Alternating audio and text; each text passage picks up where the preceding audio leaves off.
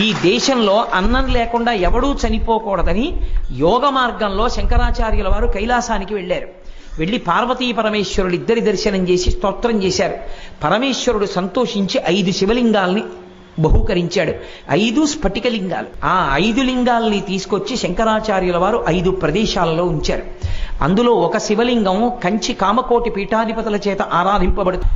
చంద్రవంకతో ఉన్న శివుడి మీద చంద్రుడి నుంచి పడినటువంటి అమృతధారలతో తడుస్తూ ఉంటాడు. కాబట్టి తెచ్చిన 5 శివలింగాలకి చంద్రమౌళీశ్వరుడనే పేరు ఉన్నప్పటికీ కంచిలో కామకోటిలో పూజింపబడేటటువంటి శివలింగం యోగలింగం. 2వ లింగాన్ని శృంగేరిలో ఉంచారు. శృంగేరి పీఠాధిపతులు ప్రతిరోజు సాయంకాలం అర్చన చేస్తారు.